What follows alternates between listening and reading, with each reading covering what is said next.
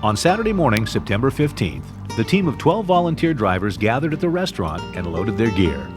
In addition to Jose and Troyer, they included Dan Moore, a master mechanic who lived on a boat moored in a Gig Harbor marina, Jeff Anderson, Ron and Sandy Jarvis, Gonzalo Tello, Ed Hauge, Larry Gow and Don Swenson, Kathy and Craig Hoopy. Shortly after 10 o'clock, the caravan rolled out of Gig Harbor and headed south on Interstate 5, the Mexican insignia attracting curious looks. Neither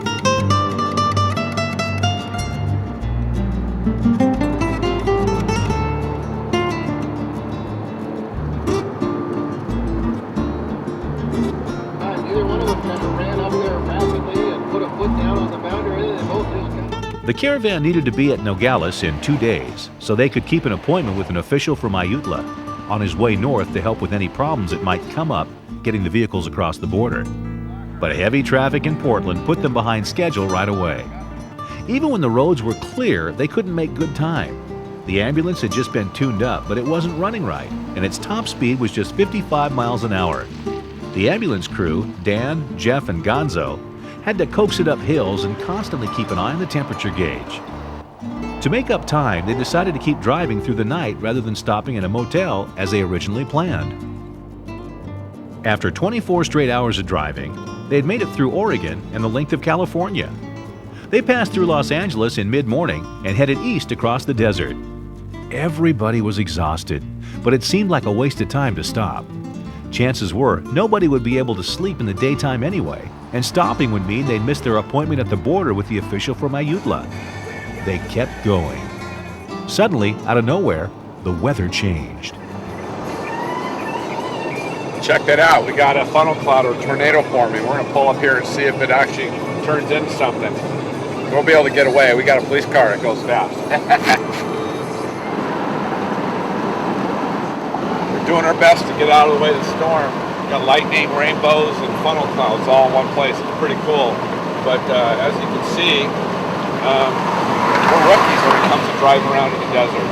An hour out of Tucson, with everybody desperate for drinks and dinner, the ambulance suddenly got worse. The temperature gauge shot past H and stayed there. They finally limped into Tucson at 9:30 at night, exhausted after what turned out to be 35 straight hours of driving from Gig Harbor.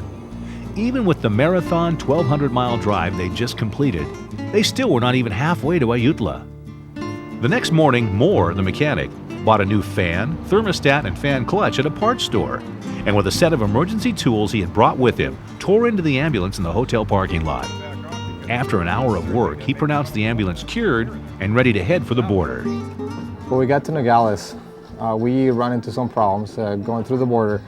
I had no idea that we had to go. There's 2 ways to get into Mexico through Nogales.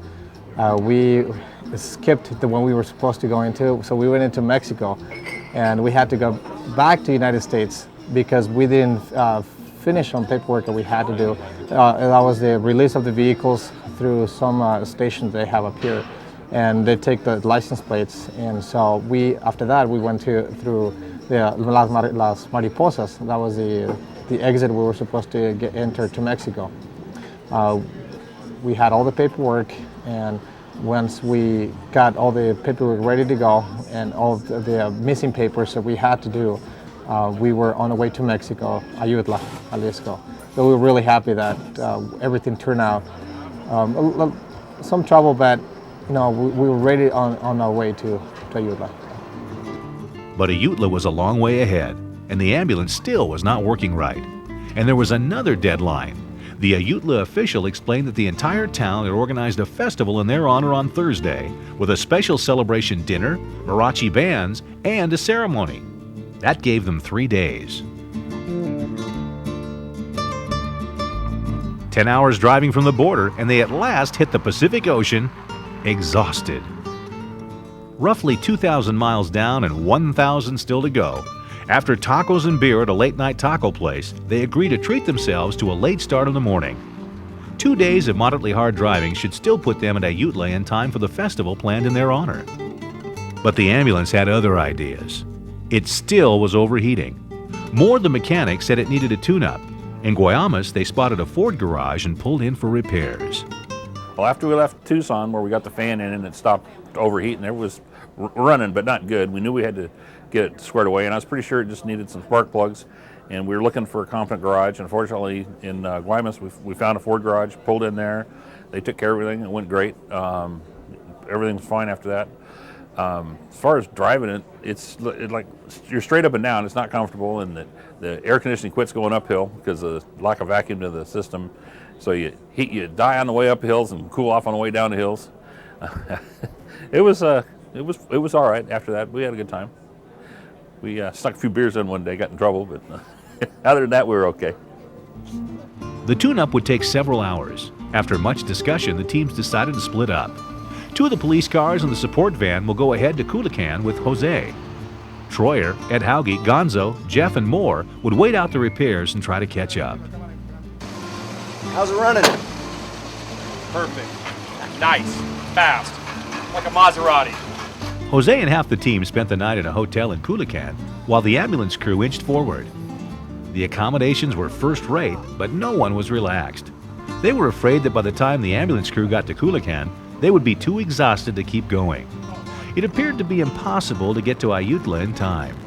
Near midnight, over tequila shots at a restaurant bar, they decided that when reunited with the ambulance crew that they would push forward in a last, whatever it took, 700-mile drive.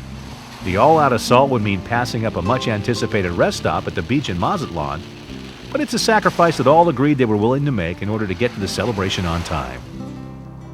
The ambulance guys showed up in Culiacan just before noon the following day, sweaty, exhausted, and full of stories.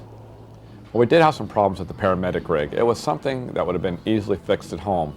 Fixing the rig was just small parts in a little bit of time, but to get it done took hours to get the parts, find places to do it, and move from town to town. One place, they were halfway through fixing the truck and it was siesta time, so everything shut down and they didn't work on it for the next couple hours, so we jumped in the back of a pickup truck and they hauled us off to a restaurant where we sat and ate and hurry up and waited for them to come back to work so they could finish the job so we can move on. Unfortunately, the very next morning it happened to us again, and this time the dealer wasn't open to get the part. So we had to camp out for a couple hours and wait for the dealer open to get the part. Once we got the part, we were able to get it fixed and get on the road and get right back caught up within the day. Even though they were exhausted, the ambulance crew wanted to hit the road again. They took off about 2 p.m. determined to make it to Ayutla by midnight. What is it, Wednesday? I don't even know what day it is. Is it Wednesday? Wednesday morning. Keeping the caravan together in Culiacan's traffic proved nearly impossible. After several wrong turns, making it to Ayutla by midnight started sounding less and less likely. Still, the lure of Mazatlan was strong. A disagreement began. Some wanted to stop, others thought they should push on to Ayutla. Jose, nervous about being late, didn't want to stop. Sandy strongly agreed. Gonzo and several others did not. At an impasse, they decided to stop and put the matter to a vote. Those who wanted to stop in Mazatlan won, but they agreed only to stay for 1 hour. Guided by Gonzo, who it turns out used to be a Mazatlan bartender, they found a big hotel veranda right on the beach. The beers came out and then the food. 1 hour turned to 2 and then nearly 3. I like this. I like this a lot.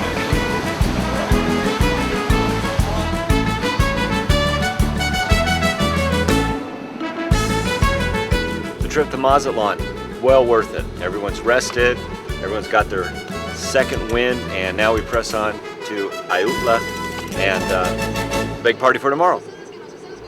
The stop did wonders for morale, but down the road, exhaustion caught up with them. They hit bad roads. The headlights on the ambulance cut out. The plan to drive all night was clearly not going to work. They pull up in the city of Tepec, vowing to get an early start and pull into town in the mid-afternoon instead of the morning, bypassing Guadalajara and taking a back road shortcut to Ayutla. I think this is the final leg. We're doing it a day later than we wanted to, but we're doing it early in the morning, and we should be arriving into Ayutla. We're guessing around 2 o'clock in the afternoon, 1 o'clock in the afternoon. Not, we would have had to driven all night and been here probably 5 or 6 this morning and no sleep. So we chose this route and this method, and I think everybody will be a lot better in the next coming days with good sleep and safe driving.